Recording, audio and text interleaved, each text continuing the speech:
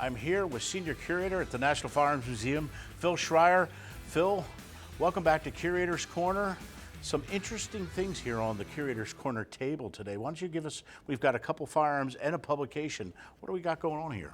Well, John, we've got Ed McGivern's, a few of Ed McGivern's guns. I believe the museum has about 14 of them that were donated by Mrs. Walter Groff of Philadelphia. Her husband was Ed McGivern's benefactor, and Ed was he was considered one of the most amazing shooters ever. He published a great book, Fast and Fancy Revolver Shooting, and he was not only an exhibition shooter, but he was also an educator. He was really about trying to teach law enforcement and civilians how to defend themselves, how to get the upper edge in a gunfight.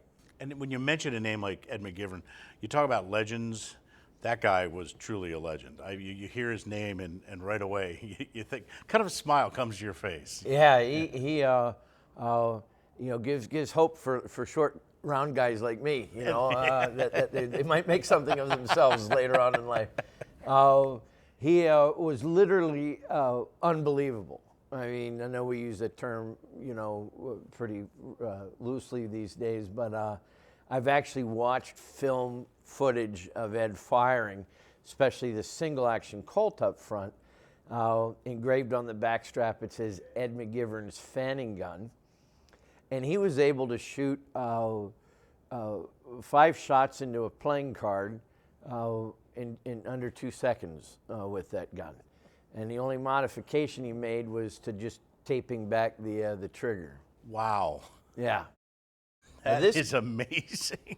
This gun's even more amazing without any, a lot of guys today, they do, trigger jobs or spring jobs. McGivern did none of that. He did experiment with a few things, like you can see the trigger guard on this one is a little bit extended.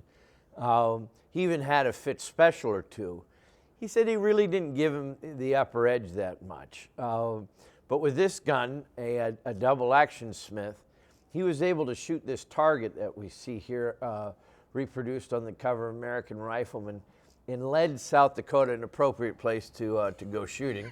I love that. On August 20th, 1932, he put 5 rounds into that the bullseye, smaller than a $50 in under half a second. That's 5 shots in under half a second. It's hard to even conceptualize that in your head, how quick that is. Well, with the other gun, that was all shot out of the holster from the hip. Right. And there's those that want to argue whether he had a separate hit for each shot. Mm-hmm. I watched the film. He rocks his fingers across that hammer, and that gun, the recoil is what trips the next. Yeah, it's just like that and goes bang. And I've seen it on film.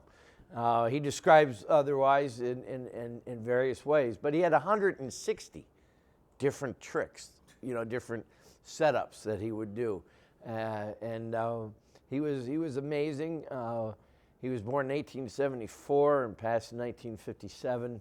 The age of 83, I believe, and was just a great, wrote for American Rifleman here. There's a 1974 tribute to him, and he also developed one of the first speed, counting clocks. One of the so he could time himself. Right. Today he had to. Yeah. Invent something that could keep up with him. Right, and try as they might, even today's shooters.